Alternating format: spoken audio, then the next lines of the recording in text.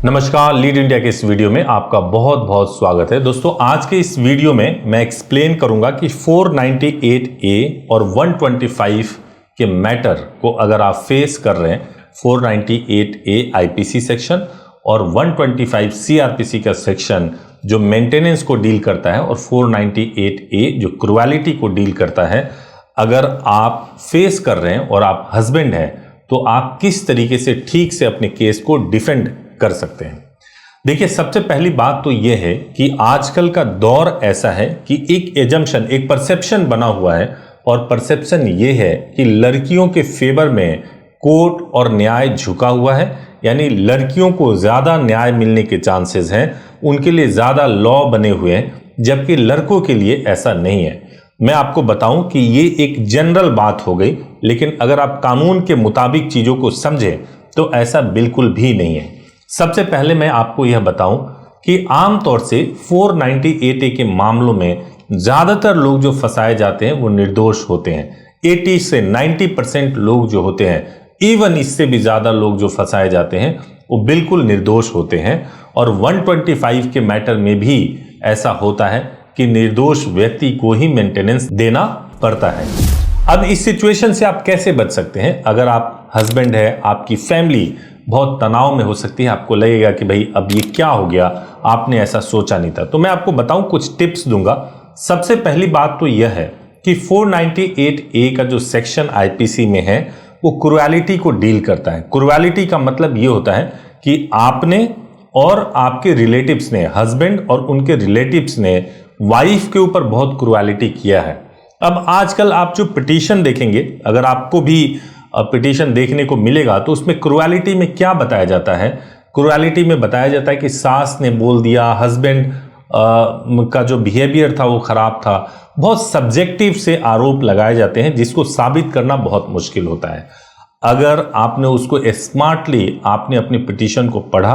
और स्मार्टली अगर आपने उसको काउंटर करने की कोशिश की, ठीक से थ्रू आउट उस पिटीशन को पढ़िए जो एक झूठ का पुलिंदा हो सकता है, अगर आपने उसको ठीक से पढ़ा तो 498A के पिटीशन पे आप बहुत अच्छा रिप्लाई तैयार कर सकते हैं। और रिप्लाई तैयार करके समय के हिसाब से, डेट के हिसाब से उसको ना केवल काउंटर कर सकते हैं, बल्कि आपने अपने वाइफ के वेलफेयर के लिए, आपने अपनी वाइफ के हित में आपने क्या क्या एक्सपेंसेस किए हुए हैं, उसको ठीक से रखने के लिए, वाइफ को ठीक से रखने के लिए आपने क्या क्या किया हुआ है, वो सब कुछ भी आधार बना सकते हैं अपने पिटीशन में, जो यह साबित करेगा कि आपने कोई क्रुएलिटी वाइफ के साथ नहीं किया है और आपके रिलेटिव ने भी किसी भी तरह की कोई क्रुएलिटी नहीं की है। बस केवल आपको ये करना है कि वाइफ के पिटीशन को बारीकी से पढ़ना है और आपको बारीकी से अपना भी रिप्लाई तैयार करना है। हालांकि मुसीबत तो यह है कि 498A के मामलों में ज्यादातर गंभीरता इसलिए बढ़ जाती है क्योंकि ये मामले साबित नहीं होते हैं, लेकिन इसमें जो कोर्ट की डेट्स लगती है और उन डेट्स पे जो बार बार हस्बैंड और उनकी फैमिली को जाना पड़ता है, इससे जरूर उनके साथ क्रुएलिटी हो जाता है। लेकिन पार्ट ऑफ लाइफ है, अगर आपके साथ ऐसा हो गया है तो उसको फेस करने से घबराना नहीं चाहिए। लेकिन आप दोषी साबित ना हो, आपको ये डर ना लगे कि आप दोषी साबित हो सकते हैं, आप जरूर इस वीडियो को देखने के बाद से आपको इसमें कॉन्फिडेंस आएगा। जो सेकंड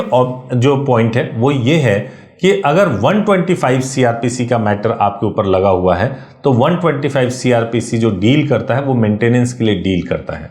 और मैं आपको बताऊं कि अगर मान लीजिए कि हस्बैंड की सैलरी एक अमाउंट हो सकता है, वाइफ भी अगर वर्किंग है, आजकल के ज़माने में ऐसा नहीं होता है कि हस्बैंड इंजीनियर है और वाइफ पढ़ी लिखी नहीं है। आजकल सभी लोग, अगर डॉक्टर लड़का है तो डॉक्टर लड़की ढूंढते हैं, अगर इंजीनियर लड़का है तो इंजीनियर लड़की ढूंढते हैं, तो दोनों की अर्निंग में भी कोई बहुत डिफरेंस नहीं होगा। अब वाइफ अपने डिग्री को यूज ही ना करे, काम ही ना करे, उस डिग्री के मुताबिक काम ही ना करे, जॉब ही ना करे और हस्बैंड के ऊपर बर्डन बन जाए, अगर इस तरह की दलील भी कोर्ट में दी जाए तो यह बहुत काम आएगा। सेकंड जो बहुत इंपॉर्टेंट होता है, जो प्रायः लोग गलतियां कर देते हैं हस्बैंड के साइड से, जैसे ही आपको लगता है कि अब आपके ऊपर 125 का केस होने वाला है, उसके बाद से जितने भी आपके अकाउंट्स हैं, अगर उस अकाउंट्स में पैसों की हेरफेर करने लगते हैं, जैसे एक अकाउंट से पैसा निकाला, दूसरे अकाउंट में डाल दिया, दूसरे से निकाला, तीसरे में डाल दिया, इस तरह के ट्रांजैक्शन भी आपके मैटर को वीक करते हैं और आपको ऐसा बिल्कुल करना नहीं चाहिए। तीसरी जो इंपॉर्टेंट बात यह है कि वाइफ की अर्निंग, उसका जो स्टेटस है, जो लाइफ स्टाइल है, उसके बारे में भी अगर आप सोशल मीडिया पे रिसर्च करेंगे, कहाँ शॉपिंग कर रही हैं, कहाँ पे जा रही हैं, किन लोगों से मिल रही है, अगर आप उसका प्रॉपर एक डिटेल रखें और ये जरूर ध्यान में रखें कि वाइफ के पास कौन कौन से अकाउंट है, कौन कौन सी सेविंग्स हैं, अगर आप उसके बारे में ठीक से अगर आपके पास नॉलेज होगा, अगर उन्होंने कभी भी जॉब किया है तो उस समय सैलरी स्लिप में उनकी कितनी सैलरी आती थी, अगर ये सारे रिकॉर्ड्स रहेंगे तो आप आसानी से 125 सीआरपीसी के केस को भी डिफेंड कर पाएंगे। मैं एंड में ये कहना चाहता हूं कि देखिए, जब कभी भी हस्बैंड के खिलाफ या उनकी फैमिली के खिलाफ केसेस रजिस्टर्ड हो जाते हैं तो लोग सोसाइटी से डरते हैं और उनको लगता है कि ये तो बहुत गलत हो गया, सामाजिक बदनामी से भी डरते हैं। लेकिन आपको मैं बताऊं कि ये केसेस बहुत ज़्यादा हो रहे हैं और आपको डरने की ज़रूरत नहीं है। अगर ये हो गया है तो आप समझदारी से अगर आप उसको फेस करेंगे तो आप केस को ना केवल जीत सकते हैं, बल्कि ये जो समस्या है थोड़े समय के अंदर ही खत्म भी हो सकता है और फिर से आप बहुत ही खुशहाल हो सकते हैं। Thank you so much for watching this video. Thank you so much.